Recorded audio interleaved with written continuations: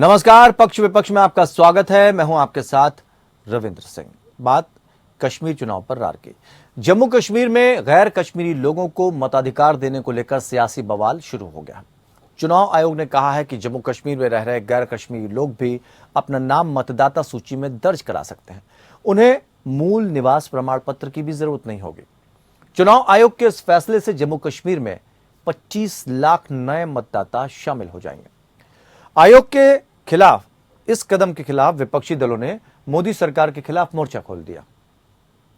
PDP के नेता महबूबा मुफ्ती ने कहा, मोदी सरकार विधानसभा चुनाव से पहले चोर दरवाजे से 25 लाख नए वोटर्स लाने में जुटी है।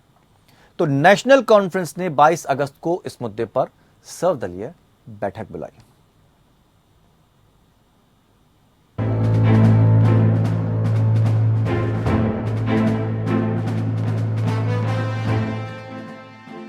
जम्मू कश्मीर में रह रहे दूसरे राज्यों के लोगों को अपने नाम मतदाता सूची में शामिल कराने की इजाजत देने के चुनाव आयोग के फैसले ने नया बवाल छेड़ दिया है। राज्य के चुनाव आयुक्त रिदेश कुमार ने कहा है कि दूसरे प्रदेशों के जो लोग यहाँ रह रहे हैं वो अपना नाम वोटर लिस्ट में शामिल करा सकते हैं। इन बाहरी लोगों को स्थानीय निवासी प्रमाण पत्र देने की जरूरत नहीं होगी। जो रूल है पूरे कंट्री में, रिप्रेजेंटेशन ऑफ पीपल्स एक्ट में रूल है कि person should be ordinarily residing in the UT. जहां पे भी वो वोट बनवाना चाहता है वो वहां पे ऑर्डिनरीली रिजाइड करना चाहिए।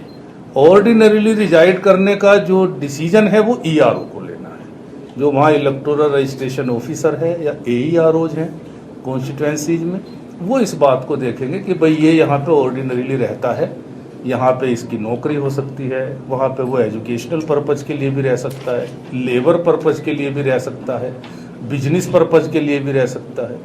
यानी परमानेंट रेजिडेंट होने की आवश्यकता अब नहीं है। तो ऐसे बहुत सारे वोट अब वोटर लिस्ट में ऐड होंगे। चुनाव आयुक्त ने ये भी कहा है कि सुरक्षा के लिए तैनात अर्धसैनिक बलों के जवान भी मतदाता सूची में अपना नाम दर्ज करा पाएंगे। आयोग के मुताबिक सूबे में रह रहे 1 अक्टूबर 2022 तक 18 वर्ष के हो जाने वाले बाहरी युवा वोटर लिस्ट में अपना नाम दर्ज करा पाएंगे। आयोग के मुताबिक उसे करीब 25 लाख नए मतदाताओं के चुनाव में अपने मताधिकार की उम्मीद है और इसमें दूसरे राज्यों से आए सुरक्षा बल के जवान, कर्मचारी, छात्र और मजदूर भी शामिल हैं। इसे लेकर राजनीतिक दलों ने चुनाव आयोग और मोदी सरकार के खिलाफ नया मोर्चा खोल दिया है। पीडीपी की नेता महबूबा मुफ्ती ने कहा है कि बीजेपी ने जम्मू कश्मीर को प्रयोगशाला बना दिया है और लगातार कश्मीरियों से उनका हक छीना जा रहा है। ये जो जमहूरी निजाम को यहाँ मस्क किया जा रहा है, डेमोक्रेसी को यहाँ खत्म किया जा रहा है, या मुल्क के लोगों को समझना चाहिए कि जो जम्मू कश्मीर एक मुस्लिम मेजॉरिटी स्टेट ने इस मुल्क के साथ हाथ मिलाया था, ये सोच के कि हम जमहूरी मुल्क का हिस्सा बनेंगे, राजा महाराजाओं की तानाशाही खत्म करके हम एक आज़ाद हिंदुस्तान, एक डेमोक्रेटिक सेकुलर हिंदुस्तान का हिस्सा बनेंगे।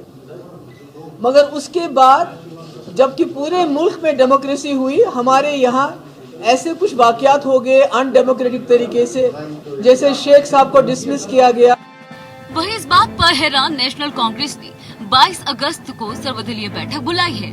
नेशनल कांग्रेस के प्रवक्ता ने बताया है कि इस मसले पर फारूक अब्दुल्ला ने बीजेपी को छोड़ सभी राजनीतिक पार्टियों के नेताओं से बात की है। वहीं कांग्रेस ने भी इस कदम को अलोकतांत्रिक बताया है, तो बीजेपी इन आरोपों को गलत बता रही है। I think it's legally and politically debatable and questionable, and BJP is rather afraid of not getting majority winning. That's why they are finding such tactics and such legal loopholes to register certain voters who are otherwise not ordinarily resident of. Jammu Kashmir के पूर्व मुख्यमंत्री उमर अब्दुल्ला शायद अभी भी 3 साल पहले के हालात में सपने ले रहे हैं। धारा 370 टूट चुकी है और जिस प्रकार से हम बाहर जाकर के किसी भी स्टेट में चले जाएं, वहां रहने के बाद हमारे भी वोट का हम उपयोग कर सकते हैं, उसी प्रकार से धारा 370 टूटने के बाद जो आज चीफ इलेक्शन अफसर ने कहा है तो उसके मायने यही हैं कि जो लोग यहाँ पर रह रहे हैं वोट क्यों नहीं डालेंगे। आपने तो 70 साल गोरखा समाज को, वाल्मीकि समाज को और वेस्ट पाकिस्तान रिफ्यूजीज को इस अधिकार से वंचित रखा। जम्मू कश्मीर में आखिरी बार 2019 को तैयार हुई मतदाता सूची में कुल 76 लाख मतदाताओं के नाम दर्ज है। अब ऐसे में अगर 25 लाख नए वोटर्स के नाम जुड़ते हैं तो मतदाताओं की कुल संख्या 1 करोड़ से ऊपर हो जाएगी। यानी राज्य में मतदाताओं की तादाद में 1/3 वोटर्स की बढ़ोतरी होगी।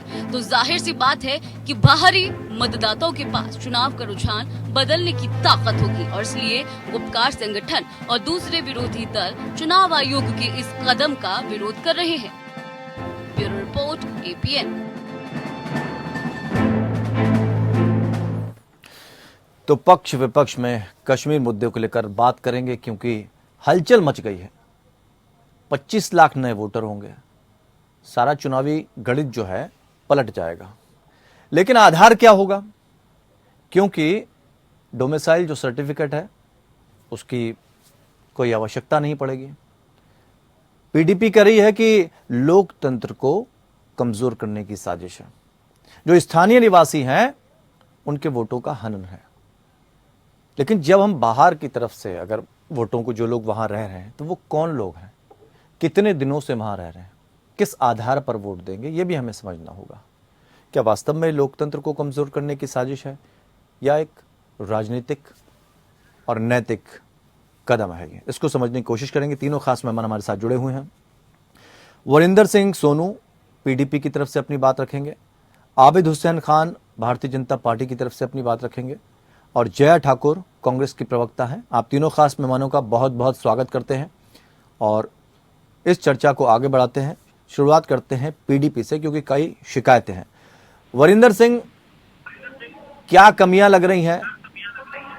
राजनीतिक दृष्टि से देखा जाए चाहे लोकतंत्र की दृष्टि से देखा जाए, पीडीपी की तरफ से यह कहा जा रहा है कि लोकतंत्र की हत्या है। आपको लगता है ऐसा? देखिए, ऐसे है कि ये बिल्कुल लोकतंत्र की हत्या है। जिस तरीके से आज ये फरमान chief election officer Jammu Kashmir ने निकाला है, तो हम समझते हैं कि ये इनके इस ऑर्डर में ही बहुत सारी ऐसी बातें हैं कि जिनके ऊपर खदशा है और इनकी मंशा क्लियर है। अब इन्होंने जो ट्वीट किया है उस ट्वीट पे लिखा है कि ऑर्डिनरी रहने वाले लोग। अब मुझे बताइए कि ऑर्डिनरी में तो नौकरी करने वाले भी यहाँ आएंगे, कुछ पैरामिलिट्री फोर्सेस के जवान भी यहाँ होंगे। अब आप, एक बात है कि आप जम्मू कश्मीर के असेंबली के हक उन लोगों को देना चाहते हैं जो जम्मू कश्मीर के रहने वाले ही नहीं है। ऐसा कैसे पॉसिबल हो सकता है? और यहाँ तक आप मुझे बताइए कि चीफ इलेक्शन ऑफिसर के पास ये किसने डाटा दिया है कि 25 लाख वोट हमने ऐड करने हैं? ये सबसे बड़ी बात है। जैसे 2019 में जो हमारी फाइनल लिस्ट बनी है उसमें 76 लाख मतदाता हैं, तो ये 25 लाख और ऐड करना चाहते हैं। ये 25 लाख लोग कौन हैं? ये 25 लाख लोग कहाँ रह रहे थे जिनके वोट आप जम्मू कश्मीर में डालना चाहते हैं? ये एक बहुत बड़ी समस्या है। ये एक बहुत बड़ी, मैं समझता हूँ कि ये डकैती है लोकतंत्र में। ठीक है। आप अब एक काउंटर सवाल मैं पूछ रहा हूँ आपसे। जो 4 साल से वहां रह रहे हैं, एक मजदूर है मीना, उन्होंने कहा कि हम 4 साल से चौथी पीढ़ी, 4 साल माफ कीजिए, उन्होंने कहा कि चौथी पीढ़ी हमारी रह रही, लेकिन हमें वोट डालने का अब तक अधिकार नहीं था। ये लोकतंत्र की हत्या नहीं थी? देखिए, ऐसे है कि जिसकी चौथी पीढ़ी वहां पर रह रही थी उनकी आबादी 25 लाख थोड़ी है आज। बात 25 लाख की नहीं है, बात यह है कि जब इस तरह के लोग जो वहां पर जिनकी 4 पीढ़ियां रह चुकी हैं, रह रही हैं, वो कह रहे हैं कि हमें वोट डालने का अब तक अधिकार नहीं दिया। हमने तो एक एग्जाम्पल की बात करी ना, ऐसे कई लोग होंगे। तो क्या ये लोकतंत्र की हत्या नहीं थी?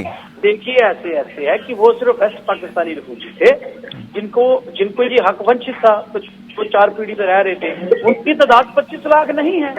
यही तो एक बड़ी बात है ना कि 25 लाख भारतीय। सर, हम एक मजदूर की बात कर रहे हैं जो या तो हरियाणा से आया है या बिहार से आया हुआ है, हम उसकी बात कर रहे हैं। आप पाकिस्तान रिफ्यूजी में पहुंच गए। इसमें नहीं, इसमें एक बात बड़ी सीधी है। 25 लाख मजदूर तो जम्मू कश्मीर में रह नहीं ना रहा। अरे सर, 25 लाख की हम बात ही नहीं कर रहे, हम तो सिर्फ ये पूछ रहे हैं कि क्या ये लोकतंत्र की हत्या नहीं है? आप 25 की करें ना करें, हम तो 25 की करेंगे क्योंकि हमारा गला काटा जा रहा है। आप कर लीजिएगा, आपको तो हम पूरा मंच दे रहे हैं ना सर, लेकिन हमारे काउंटर क्वेश्चन का भी तो जवाब दें। आप उस काउंटर क्वेश्चन से थोड़ी ना बच सकते हैं कि जब आपकी बारी आएगी तो आप चिल्लाने लगेंगे कि साहब हमारा हक मारा जा रहा है, और जिनके हक इतने वर्षों से मारे जा रहे थे उन पर जब हम बात करेंगे तो आप कहेंगे साहब हम तो 25 लाख की बात करेंगे, हम तो अपनी बात करेंगे, हमें दूसरों से क्या मतलब। तो ये तो फिर पारदर्शिता नहीं रही ना। आप पारदर्शिता की बात करेंगे तो पारदर्शिता का ही जवाब दीजिए। आपका सवाल हो गया, मैं जवाब देता हूँ। जी देखिए कि हमारा ये कहना है कि जिसका हक बनता है उसको दीजिए। दूसरी बात इसमें है कि जो चीफ इलेक्टोरल ऑफिसर ने जो कल एक बात कही, हमें उसके ऊपर बहुत बड़ा खदशा है। अब मुझे बताइए, मैं जहाँ पर जिस वक्त बैठा हूँ इस वक्त, ये जम्मू कश्मीर की बहु कंस्टिट्यूंसी का हिस्सा है। इस कंस्टिट्यूंसी का एमएलए के रहने वाले लोगों ने डिसाइड करना है कौन होगा या कौन नहीं होगा। जहाँ बोगस वोट रातों रात आप 25 लाख वोट जम्मू कश्मीर में ला के बैठाना चाहते हो, उसमें से इस कंस्टिट्यूंसी के हिस्से में भी आएंगे। और एक सबसे बड़ी बात जो है कि जिस तरीके से इन्होंने कहा है ऑर्डनरी रेजिडेंट, ऑर्डनरी में तो भाई कुछ लोग तजारत करने भी आए होंगे, कुछ व्यापार करने के लिए आए भी होंगे। और दूसरी बात, एक अहम बात रह जाएगी, जो इन्होंने लाल आया आज से 2 साल पहले, इन्होंने जम्मू के लोगों से ये बात कही कि हम आपके सारे सेफ गार्ड कर रहे हैं, आपकी नौकरी, आपके रोजगार, आपका सब कुछ हम सेफ गार्ड कर रहे हैं, डोमिसाइल की जरूरत है। आज जम्मू कश्मीर की असेंबली चुनने के लिए डोमिसाइल को अपने नजदीक के टोकरे में डाल दिया। ये कौन सी न्याय है? मुझे बताइए, ये कौन सा जस्टिस है जो हमारे साथ आप डिलीवर करना चाहते हो? कश्मीरी पंडितों के साथ जिस तरह का व्यवहार हुआ उस पर पीडीपी कुछ नहीं बोलती। उन पर जो अत्याचार हुए उसको लेकर कभी कुछ नहीं बोला गया, और आज हक की बात की जा रही है। ऐसा क्यों? ये जो दोहरी नीति अपनाई जाती है ना, ये बड़ी दिक्कत देती है, चाहे आपको हो चाहे किसी और की हो। मैं एक सवाल आपसे पूछ सकता हूँ? मुझे मैं आपसे पूछना चाहता हूँ, आप किस स्टेट से आते हैं? आप कहाँ के रहने वाले? उत्तर प्रदेश का। आप उत्तर प्रदेश। अभी ये मतलब आप बर्दाश्त करेंगे कि उत्तर प्रदेश का एमएलए चुनना हो आपके जिले का और वोट सोनू आके डाले जम्मू से? आप इस चीज को बर्दाश्त कर लेंगे कभी? मैं तो सिर्फ ये सोचूंगा कि सरकार जो नीतियां बना रही है अगर राष्ट्र के हित में है तो फिर मैं उसके साथ हूँ। उसमें क्या दिक्कत है? राष्ट्र के हित में है कि आप मेरा हक काट के किसी दूसरे को दे रहे हो, कौन राष्ट्र हित में है? नहीं तो आपका क्या आपको वोट डालने से मना किया जा रहा है? चलिए आपका हक कट रहा है, हम जवाब ले लेते हैं इस पर। वरिंदर सिंह सोनू है भारतीय जनता पार्टी की, माफ कीजिएगा आबिद हुसैन है। आबिद हुसैन जी क्या जवाब देना चाहेंगे? आप उनका हक काट कर दूसरों को हक दे रहे हैं। ऐसा कुछ नहीं है कि पीडीपी का दुगना पॉलिसी हमेशा रहा कि जैसे 90s के दहाई में मुफ्ती महज से कलम दवा चुरा के उन्होंने चुनाव निशान रख के लोगों को धोखा दिया, सब जिंदगी नहीं। वो सवाल पूछ रहे हैं, ये 25 लाख वोटर कहाँ से आएंगे? क्या मापदंड होगा? कैसे इनकी वोटर आईडी बनेगी? ये टेंटेटिव है, ये कोई क्लियर फिगर नहीं है कि 25 लाख वोटर्स यहाँ पे वोट डालेंगे।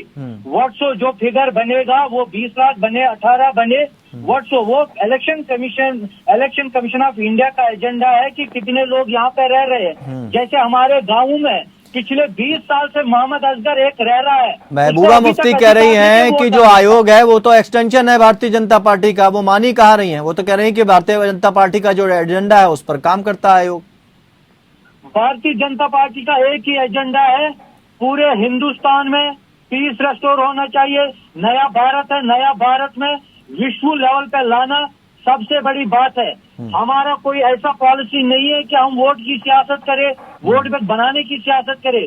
लोगों को पता है भारतीय जनता पार्टी ने हिंदुस्तान से को कैसे जोड़ा है, कैसे मजबूती से आगे लिया है, विश्व लेवल पे पहुंचाने का काम प्राइम मिनिस्टर आप मूल सवाल का जवाब नहीं दे रहे। जय ठाकुर जी, क्या वास्तव में लोकतंत्र की हत्या है या सरकार जिस नीति पर काम कर रही है वो जम्मू कश्मीर के हित में है? जी नहीं, मुझे लगता है जम्मू कश्मीर के हित में है, इसलिए क्योंकि एक लंबे समय से जब से हम जम्मू कश्मीर का हिस्सा हुआ है उस समय से लेके आज तक लगभग 75 साल होने वाले हैं, तो आज भी वहाँ जिस तरीके की परिस्थितियां बनी हुई है उन पर लगाम कसने के लिए बहुत आवश्यक है कि आप यहाँ सिर्फ जम्मू कश्मीर में नहीं, आप ऑल ओवर इंडिया में देखो कि कहीं भी अगर व्यक्ति कहीं से बिलोंग करता है और अगर वो दूसरे स्टेट में जाके जॉब करने लगता है तो वहाँ का वोटर बन जाता है। ठीक। तो वहाँ तो उसका वोटर आईडी में नाम जुड़ता है। तो ऐसा नहीं हो सकता कि जम्मू कश्मीर में कहीं का व्यक्ति ना हो, क्योंकि मैं खुद जम्मू कश्मीर कई बार गई हूँ। मैंने देखा है कि कई सारे बिहारी हैं या यूपी के लोग हैं जो माइग्रेट होके गए हैं, जो मजदूरी करते हैं या कुछ जॉब पर्पज से भी वहाँ है, तो पहले उनके नाम वहाँ पे जुड़ नहीं पाते थे। निश्चित रूप से अब अगर जुड़ पाएंगे और अगर इन परिस्थितियों के चलते अगर वहां पे थोड़ी सी शांति बहाल होती है और जिस तरीके की हिंसाएं सामने आती रही हैं पिछले कई वर्षों से, अगर उन पर रोक लगता है तो मुझे लगता है ये हमारे देश हित में है। इस पर राजनीति नहीं, जिस तरह से वरिंदर सिंह कह रहे हैं कि हमारा हक मार के दूसरों को वोट देने का अधिकार दिया जाएगा, तो वास्तव में क्या हक मारा जा रहा है उनका, या उन लोगों को उनका अधिकार सौंपा जा रहा है जो अब तक वोट नहीं दे पाए?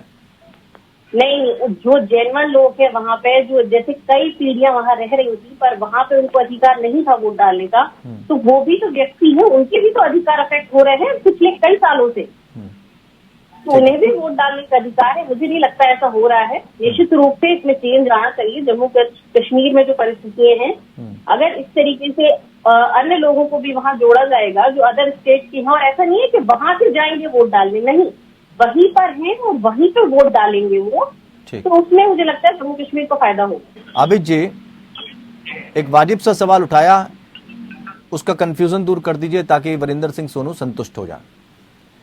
देखिए, अगर आप उत्तर प्रदेश में हैं या अगर आप जम्मू कश्मीर में रह रहे हैं और उत्तर प्रदेश का कोई व्यक्ति जम्मू कश्मीर में जॉब कर रहा है, वोटर आईडी कार्ड उसका वहां का होना चाहिए, लेकिन वो वोट डाल रहा है जम्मू कश्मीर में, कैसे समझाएंगे इनको आप? देखिए, इसमें एक कंफ्यूजन है विंदर साहब जी को। एक्चुअली जो कई सालों से जम्मू कश्मीर में रह रहे हैं, जैसे हमारी यूपी देवबंद का एक मौलवी साहब है, मोहम्मद असगर है उसका नाम, उनकी फैमिली यहाँ पे पिछले 20 साल से है, रेजिडेंशियल क्वार्टर है उनका यहाँ पे। आज के डेट में उनका अधिकार नहीं है टिल डेट कि वो यहाँ पे वोट डाले, राशन ले।